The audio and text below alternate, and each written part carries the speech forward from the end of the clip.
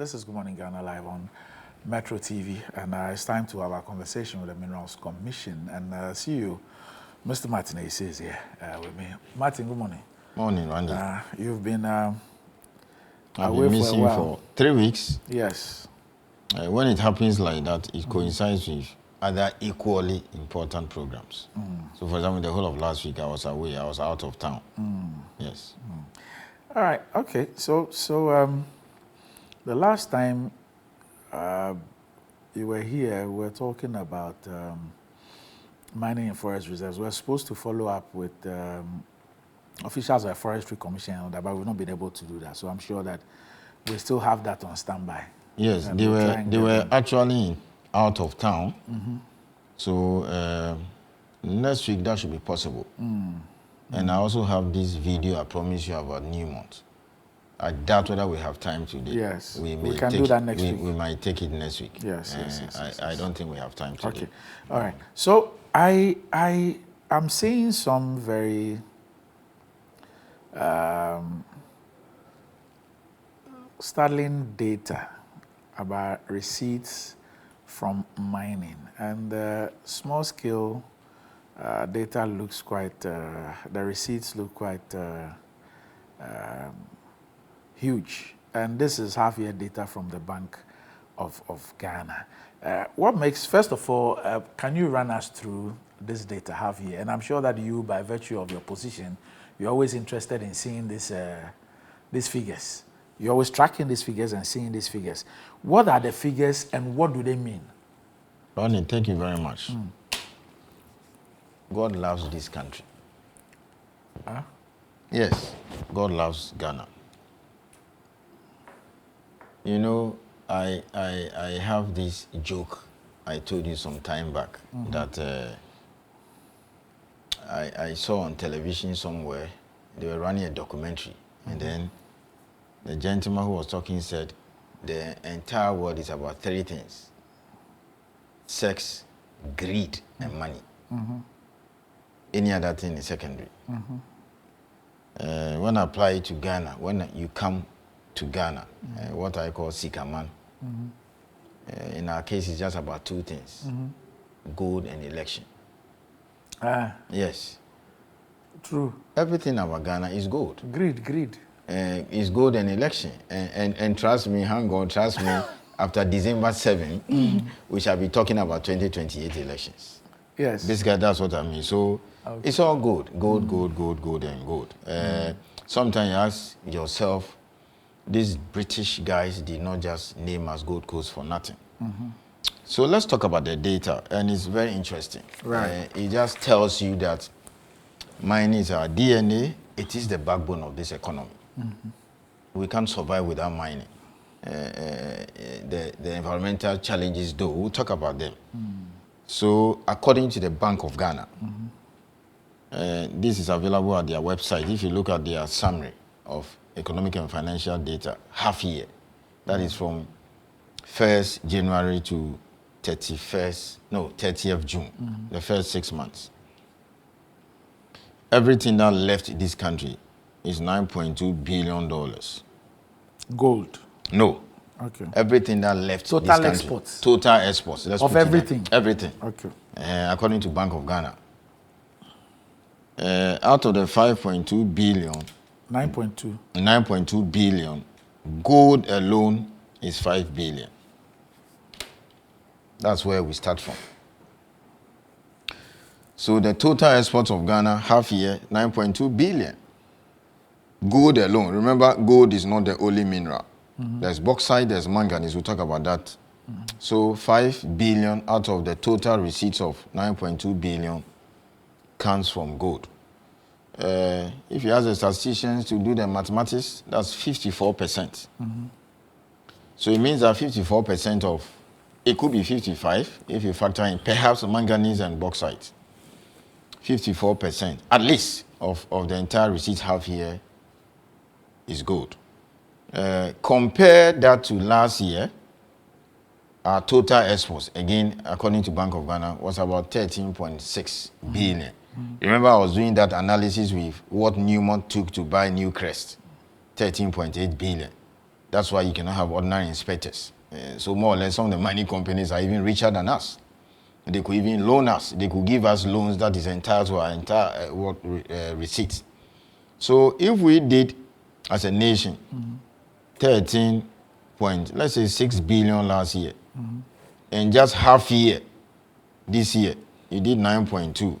It means that you are more or less $4 billion shy of whatever you got this year. Total it's just, for last year. yes, $4 billion shy of the total for last year. So it's good for the economy. It means that gold did about 7 billion last year. Last year, gold did about, roughly about 7.6 billion, if you put everything together. The whole of last year. This year, gold alone has given us 5 billion. Half year. Half year. So if you ask me two things, if you look at the trend, because that is the prediction, if you look at the trend, if it continues, based on two things, the high prices and production, by the end of the year, gold alone will give us $10 billion. Help me with something. Clarify this for me. The 5 billion that we're talking about, is it as a result of increase in production because you speak about new mines, or it has to do with the increase in pricing, the favorable pricing of gold on the international market? Both. Okay. I'll come to that. Let me take the two. So the average price of gold in January was $20.36 an ounce. 2036. Yes. 2023 in February. 2160 in March. So let's say the average price of gold for the first quarter is about 2030. Okay, last year you didn't get 2,000, except in December and one other month. Last year the price of gold was between 1,500 and 1,900. Okay, that was first quarter. $20, $30 average. Now look at the second quarter. That's where the bull started running. In April, 2,330. In May, $2,349 an ounce. Then in June, 2,325. Then what do you call it? July. That's what ended yesterday. Roughly 2,996. Around May 17, for instance, these are averages. May 17, I think May or June or so, the price of gold went as far as over 2,400. So compare the last quarter. Sorry, if you compare the second quarter of this year and then the first quarter of this year, you see big difference. So it means that if there's about $300. Yes, about $300. At least $300 increase. Yeah, per ounce. In the average for the second quarter. So, and then August has just started, barely around 2,400 thereabouts. So it means that if that continues for the next quarter, okay, that is July. July has already ended. Yes. And then the average for July was 2,996. Yes. So that's an increase of about $500. Sorry, 2,396. Okay, so it's consistent. Yeah, it's consistent. But the average for July was far higher than the average for June. Yes. And then now we've entered the 2,400 for August. Okay. The quarter will end in September. So it means that if the next 2 months the price hovers between 2,300 and 2,400, we're likely to see very high prices again. And then if it continues the last quarter, we'll cross $10 billion. So price is a major factor. That's number one. You can't run away from that. That's what I'm saying. God loves Ghana. Why? Because all things being equal, we're going through some economic challenges, okay? But gold has stood tall. That's what is holding the fort. Then production has also gone up. Okay. Because you see, Randy, when prices of the metal goes up, several things happen. One, you see, the cost of a mine the cost at which each mine produce gold is not the same. So sometimes when I hear pressure being brought on government and say, oh, prices are very high, increase royalties, raise taxes, you get it wrong. Because you know something, there are some mines, according to our report, that are producing gold announced at $2,000. Oh. Yes. So for them, this is fine. Okay? Some are doing even 1,000. Some are doing 1,500. Some are doing 1,600. And remember, some are underground and surface. Underground operations are more expensive. So you cannot just look at the price and say, oh, government raised royalties. We could get to a certain threshold and agree that let's adjust things. I mean, but if a gold mine is producing an ounce of gold at 2,000 and you increase royalty, that mine, you put it back into, I mean, for now it's even a marginal mine, but they can keep the jobs, they can pay royalties and keep the supplies. But if the price of gold falls to 2,000 or less, that mine will have to run to government for relief. So sometimes I always say this, it's one thing just looking at the price on the wet market and say, oh, the companies are making money. Yes, some are making money. I will not lie to you. Some are making horrible money, big money. I mean, if you are producing gold at 1,200, 1,300 an ounce, and it's been sold for the past 2 years, you're making a lot of money. There's no doubt about that. So we should be careful when we are generalizing or just looking at the price. Now, for purposes of our education, for the layman out there, how come there are two mines, and one produces at 1,500, another produces at 2,000? grade. The grade. The ore. The content of the gold in the ore is paramount. So you have some mines that the grade is, let's say, 1 gram per ton. Some are 1.7, even some are doing 0.9. Some are 2.5, some are 2.0. Some underground mines 4. Yes, I mean that's underground. Yeah, so if a company's grade is 2.5 and one is 1 or 1.7, the cost of production will not be the same. You see? Yeah. So this is what is happening now. Those that the deeper. No. Okay. No, because some open pits have just 1 gram per ton. I mean, the grade in Takwa is not that high, but it's a massive mine. I mean, if you look at the data, they did over 500,000 ounces last year, and they are on course to perhaps do more than that. And they barely do 1 gram per ton, 1 gram, 1.1. So those that the grades are low, this is the time to process. The price has been very good for the past 6 months. So if it doesn't disappoint between now and December, and I don't see it disappointing because we also talk about the driving forces, then it's okay for them. That's why sometimes you see that the companies mine and stockpile. Then you hear sometimes the small-scale miners saying, oh, they've stockpiled, they don't need it. It's not the case. Many of them are going to the stockpiles now. So they cannot mine those low grade. Some of them also mix it with areas that are high grade and mine them.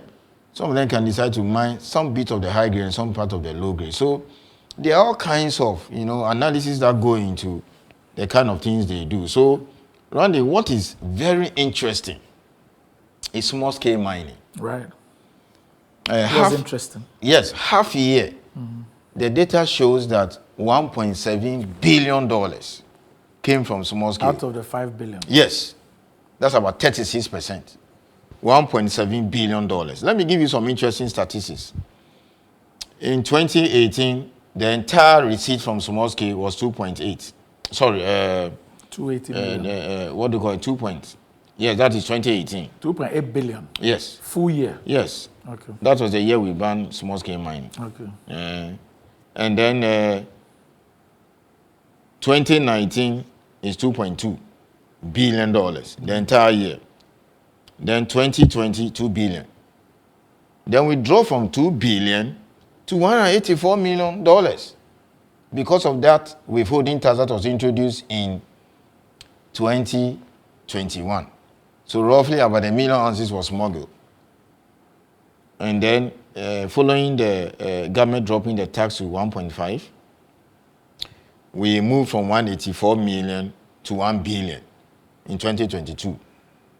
Then last year we did 2.1 billion, which is more than cocoa. Small scale, more than cocoa last year. Now, Randy, smuggling still occurs. I won't lie to you. So it means that with small scale. Yes, it means that if we tackle the causes of smuggling, small scale, or if we have tackled it, or if we handle it, perhaps we should be talking about 6 billion or more, or the 1 total for the half year, or the 1.7 billion that I mentioned, official receipts, what left officially, which we can rely on. Perhaps small states could have been giving us about 2.5 or 3 billion or more, because a lot is being smuggled.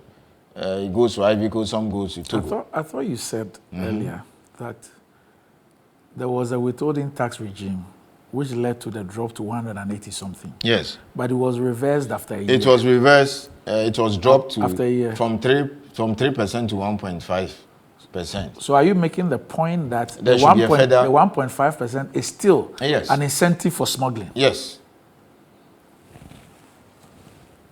Yes. Why so? Explain that. Yeah, because you look at what your neighbors, you look at what is happening at your neighbor. Look, Randy, don't let us hide it. Let me look at cocoa.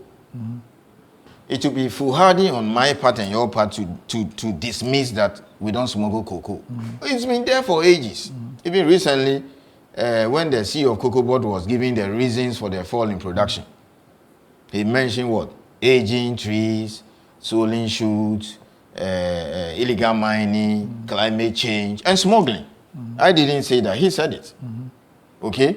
Randy, why would somebody smuggle gold across our borders or take cocoa across our borders? It means that there's more benefit if you take it across than if it keeps it here. So if you want to stop cocoa from being smuggled, or if you want to stop the small-scale miners from smuggling gold to Togo, now no more Burkina, because Burkina is having some insecurity situation.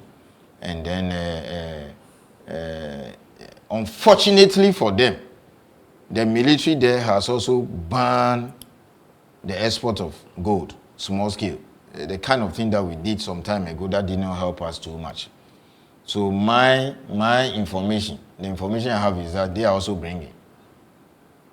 Because you cannot take it out lawfully. Okay? So perhaps it is coming through here and going to Ivory Coast, or it's going to Togo. So if you really want to keep most of the gold here, then you have to make it unattractive for the person to carry that kilogram across the border to Ivory Coast, or go all the way to Togo. And you think it's the And withholding one tax? solution. In fact, the elephant in the room is to further drop the withholding Are you tax. able to tell us how much we get from the withholding tax, so that at least we can do a cost-benefit analysis? Yeah, so next week I will get the additional data from PMC, because that's where the shipment goes through. Yes. No gold can leave this country lawfully unless it goes through PMC. Yes. You understand that? With all the necessary paperwork and the seal and boss in it. So for example, if we looked at this, let's say half year, and we say that for half year we got X amount of money from the withholding tax on small scale, then we can juxtapose that against what you believe we would have had if that regime was scrapped or lowered. Then we can be able to look at... So this is what I can pull out and discuss next week. But Ronnie, let me take it this way. Okay. You know, since the Rawlings era, and when I say Rawlings era, I'm talking about revolution, all the way to NDC 1, NDC 2, MPP 1, MPP 2, and then now MPP again. Do you know that we've been saying that if we design the appropriate tax regime to tax the informal sector, we'll make a lot of money as a country. There are a lot of activities in the informal sector. And we've seen all kinds of World Bank programs, IMF, just to take more money from the informal sector. I don't think it is working very well. We need to change course. But you see, Randy, it is better to tax 3 million people, or to introduce a tax of, let's say, 10 pesos for 3 million people to pay it, than to introduce a tax of 2 cedis and only 500,000 people will pay. You need to do that mathematics. That's the same thing I'm talking about here. So when you reduce it, that means that more people are likely to pay. Because you see, If you have, let's say, 500,000 ounces being smuggled, it means that you've lost. I'll give you an example what happened to the 2021 phenomenon when the 3% was introduced, then you can understand. So I'm told Burkina Faso then is 1%. Okay? So in 2021... They were withholding tax in Burkina Yes, 1%. yes, the tax on... So when we did 3, they were doing 1. Yeah, so you did 3. So let's discuss the economics on the street. Yes. What the guy at Akoto Lante or Rara or Piki will talk about. Right. So you impose 3% here. Now gold is not manganese or bauxite where you need sacks. Even cocoa, they smuggle it in sacks. Right. So this is something you can put in your pocket or your rectum or whatever, pardon that language. So let's say you take that gold. You go all the way to the border in Burkina Faso. I'm using my words cautiously or carefully. Let's say you bribe your way through. Let's say you bribe your way 1%. Let's assume your bribe is 1%. It gets to Burkina Faso. Now, it is now treated as Burkina Faso what? Gold. Yeah. So you pay the 1% tax in Burkina Faso. Okay? The guy is still having what? The benefit of the 1%. Yes. You understand that? Because you are imposing 3% in your country. Yeah. So that's how it works. So per our data, almost about 1 million ounces was taken out of this country in 2021. So when we presented the data to government, government in its results saw that, hey, you guys are right. And then the tax was dropped up to 1.5. But, and you can see that in 2021, the exports fell from 2 billion in 2020 to 184 million. Yes. That's serious. It was like a massacre or Armageddon. Then all of a sudden, when the tax was dropped to 1.5%, you move from $184 million to 1.1 billion. Do you understand? So it means that we had an additional $1 billion as compared to the year when the tax was. Look at that. $184 million in 2021 to 1.1 billion in 2022 when the tax was introduced. So you just can imagine what we did to ourselves at the expense of our environment. We basically made the Ivorians very rich and the Togolese. So that's the argument I'm putting across. So what's the withholding tax in Cote d'Ivoire? we are grateful, extremely grateful for government for reducing the tax to 1.5%. But now, if you look at the data for 2022, 1 billion, then it doubled to 2.1 billion for 2023 last year. And then the analysis and the figures and the research we have done at Minerals Commission.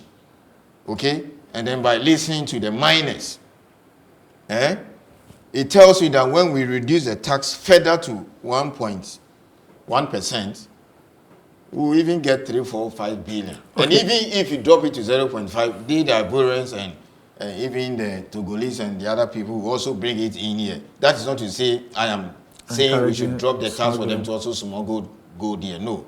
All that I'm saying is that let's provide the right incentives or the environment to discourage our miners from taking the gold across our borders. So your proposal is that we drop it from 1.5 to where? To 1%.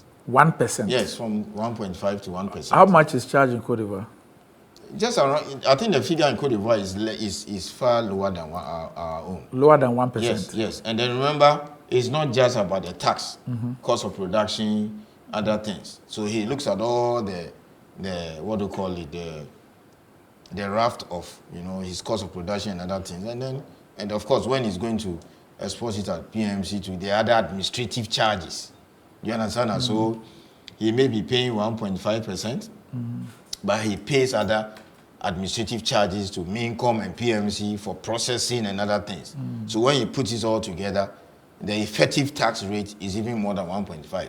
So he compares that to Cote d'Ivoire and says, no, I still have a very good incentive to evade the system and take it. And the good thing for them, but not for us as a state, is that gold is such that you can easily take it out. If you can smuggle gold, what about gold? something my palm. Do you understand that? So a further drop of the tax to 1% will help. I'm saying this because, let me repeat. Yes. The 1% tax is not the only thing that they pay.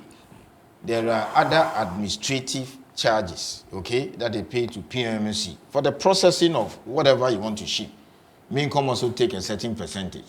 Do you understand that? And then remember his transportation, moving the bullion and other things, salaries of staff and all those things. So if he puts it together and the tax, maybe he's looking at perhaps $3 as his cost of going through shipping that good out formally. And if that thing will be 2%, if you put it together in Ivory Coast, then he still has $1 to keep. So the incentive to take it out is very real. So if you just look at the tax in Ivory Coast and the tax in Ghana, you'll be getting it wrong. Look at his administrative costs, how much he pays his workers, the kind of processing they pay to Mincom and PMC and other things. So he puts it together and says, look, on the average, maybe it is 5 cedis. If I smuggle and take all the risks, bribe my waiter and everything, and take it to Ivory Coast, it's about 3 cedis. So I get to keep 2. Because remember, when he pays the 5 cedis here, he has to go before he get his profit. That's just a cost. So having done all the analysis, it's worthwhile if we drop it. Okay. Big time Okay. to 1%. Now, I want us to look at something. I mean, this is a country that greatly benefits in periods like this, when you have favorable pricing, but is also heavily hit. In fact, our economies are destabilized when prices drop. Now, I want us to examine the factors that are responsible, driving the high prices. Yes, I'll talk about that briefly, then I'll talk about what this means for us. Because you see, for the ordinary man listening to us, Randy and Ayisi are on television talking about 20 billion, 10 billion, and so what? I mean, how would these billions or these 5 billion that Bank of Ghana is quoting benefit us? Particularly when you mention small scale and say, look at the environmental hazard out there. Was it last week I heard the professor who is at CDD? No, Prempe. Okay, H. Kwesi Prempe. H. Kwesi Prempe saying that what is happening in the illegal mining is an unmitigated disaster. Yes. So when the likes of him and other people look at these 5 billion, it means nothing to him because he is thinking about the environment. So those are the real questions we also need to address. Okay? How much? Are you suggesting that he's wrong? No, I'm not saying he's wrong. Okay. I mean, he's not wrong. I mean, the thing is staring at us. He's staring at us. He's not wrong. But I'm saying what the Ghanaian is interested in is the real benefit of mining. What this 5 billion half year means for us. Actually, how much is staying and how much is going, and how would that transform the economy? That's what they are interested against, particularly small scale, this so-called unmitigated environmental disaster Professor Prempe and Co mentioned. Those are the issues that bother Ghanaians. Those are the things that they are interested in. But what is driving the price? One, aggressive buying by central banks across the globe is one. Central banks are buying. That's it. And of course, Chinese demand too. They love gold. It's also driving it. You cannot take that away. Despite all what they produce. Yes, that's all that. And the fact that they have moved into other territories. Yes. So to repeat, central banks are buying gold like never before. And Chinese are also buying a lot. Then of course, you cannot take out geopolitics. Look at the situation in the Middle East. Okay, and it appears it's not that easy. I mean, you've seen the recent killings, and then the Hezbollah issue, the problem there. And then, Randy, there is something gold has which any other mineral has not got. If you like, call it a currency. Okay. And Americans hold billions in gold, if not trillions. Randy, the moment there is some kind of civil unrest, uncertainty, political unrest, or some kind of turmoil, then gold becomes a safe haven. So people try to pour in money there. You understand? I mean, gold has that luster. So no, that's also a factor. So geopolitics, you can also take that one. And then also very interesting is the fact that You see, there's a relationship between the dollar and then gold. Anytime the dollar is weak, you know, people move into gold. That's also a factor. Or if the American economy is not performing or the data don't look too good, sometimes it's also important. When they cut interest rates, it also has an impact. For example, we hear that September or so, they may cut interest rates. And then if you hear Donald Trump saying that when he comes, he will reduce interest rates and all those things, all these things are good for good. So it's a raft of measures and things happening internationally that is driving all this price. So to summarize, aggressive buying by central bank, the Chinese demand, geopolitics, the situation in the Middle East, and then U.S. data, the way the dollar behaves, and then the planned cuts in interest rates and other economic issues. All in all, put together. So it's for you as a regulator, you're extremely excited that the data points to an upward surge and that your industry is making more money. For the Ghanaian out there, what should be exciting about this? Oh, the Ghanaian out there, it should also be an excitement. General excitement because we are having to run an IMF program and then government will have to make certain tough decisions. And you need money to run your economy. And you have more than half of your receipts coming from goods, which you produce in abundance. Then it means that the higher the receipts, the more royalties they pay. So MIF will get more money. So we'll get more money, royalties. It means that they'll pay more corporate tax.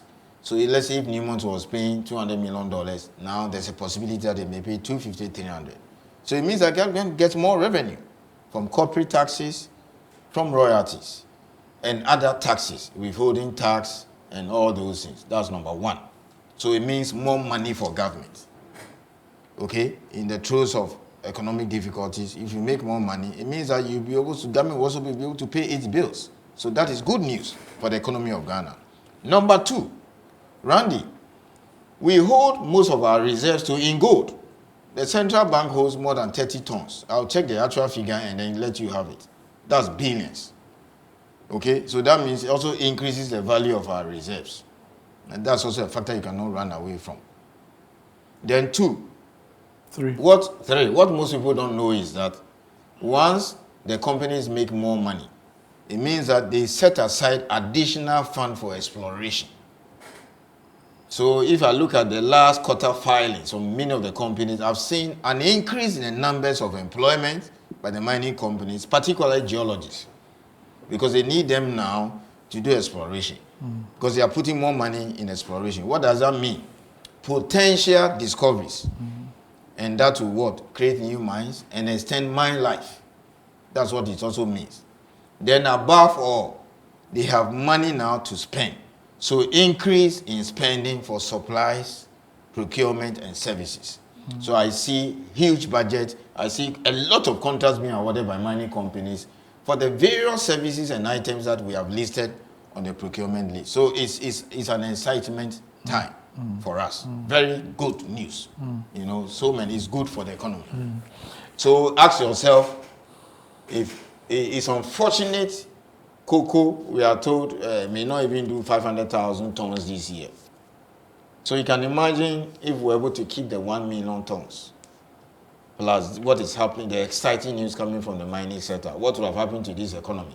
Perhaps we could have exited IMF and say by the end of the year or early next year, the receipts are looking good, so get out.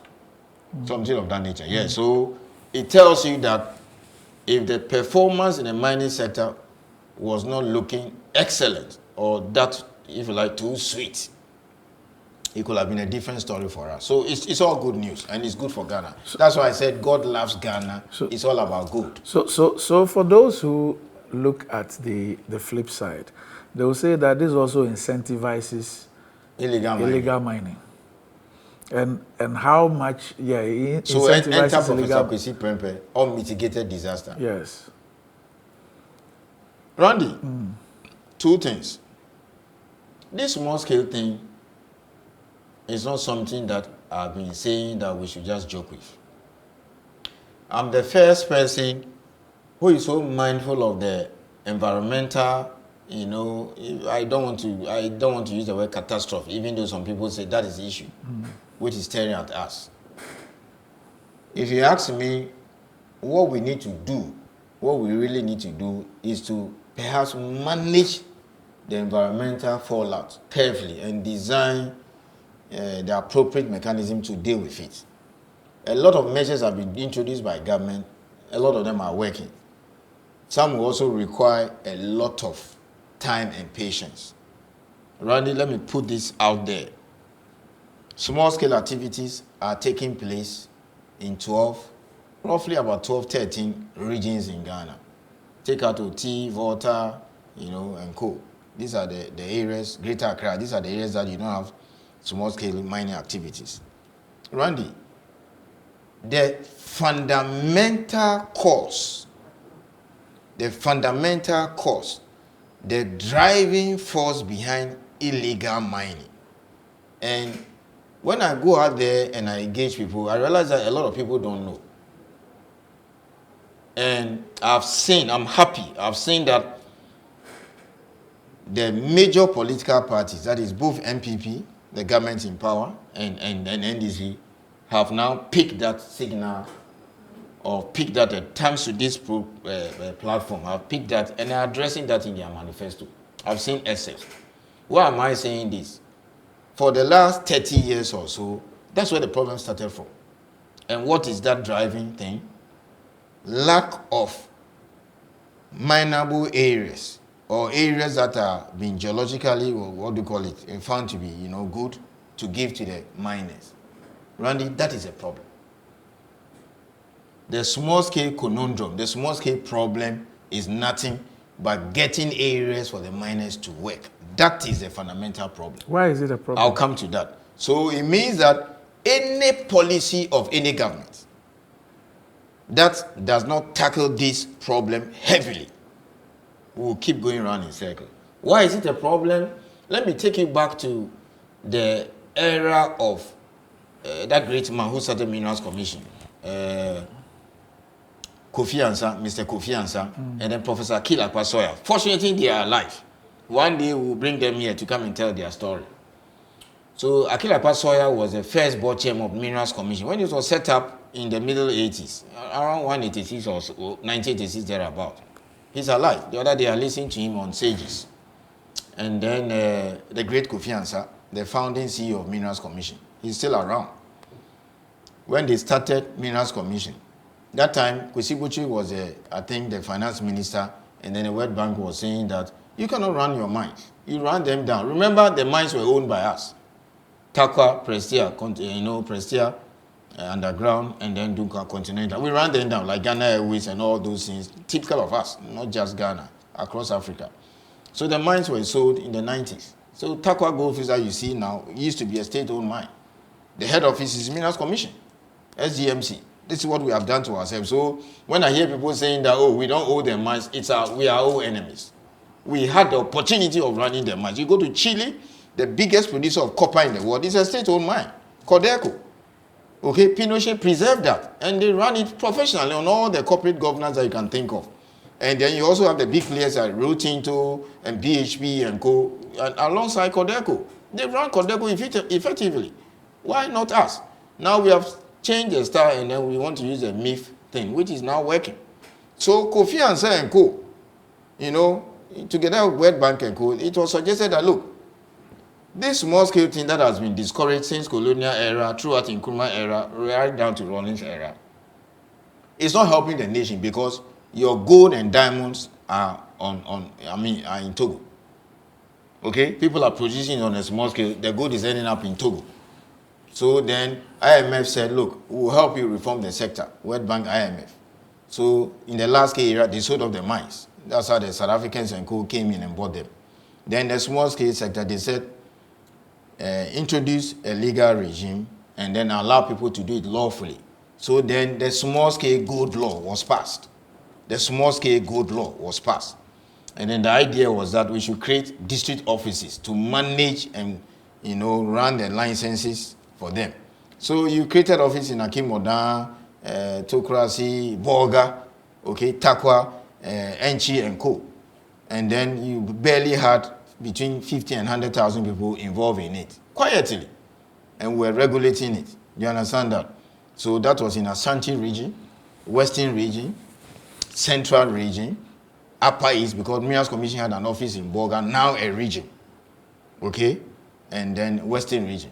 So 5 regions: Ashanti, Central, Eastern, Western. Can we look at this next week? Just a second, just to wrap up. And then Kofi Ansan and Co. suggested and made that strong point that now having regularized the sector, allowing small scale now people to work, and then gold production went up, smuggling was no longer going, happening, and then the diamonds were no longer in Togo.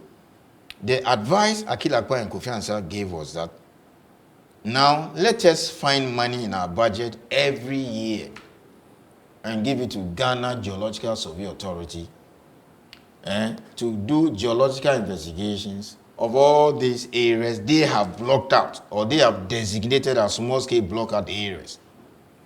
So right from Rawlings 1, Revolution, Rawlings 1 and 2, Democracy, NDC era, all the way, nobody took them serious. And then they were telling them that, we have Guinea worm. There are schools under trees, malaria and co. And then the worst was that when they were told the investigation is barely 5 or less chance of success, then they said, forget about it. So we sat down for 30 years. And not just Kofi Ansan. When Kofi Ansan left, Ewan Yamiche came in. Even Mr. Ayi, who is now the advisor to the minister, for 13 years he was the CEO. I was also around then as a young lawyer. The reports are there. We kept telling governments after government. Nobody was listening. Then technology came in and changed everything. So grades or all bodies you couldn't mine, now technology has made them possible.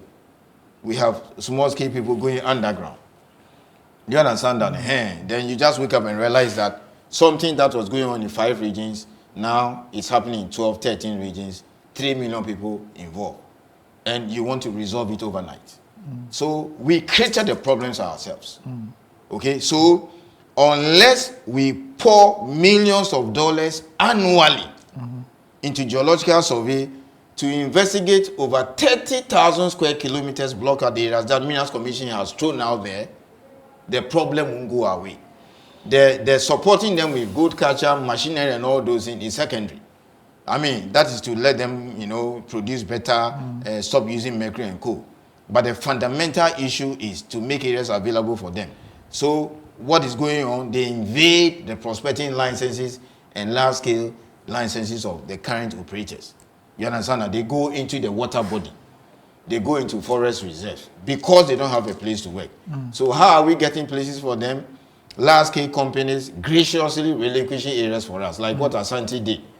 And then licenses that are cancelled for non-performance, we give it to them. And then by law, when you prospect for some number of years, 3 years, you give half of your tenements back to Mincom. We give it out. Or a small-scale miner, through his sheer efforts, brings an area. If it's free, we do it for them. How long can you go on with this?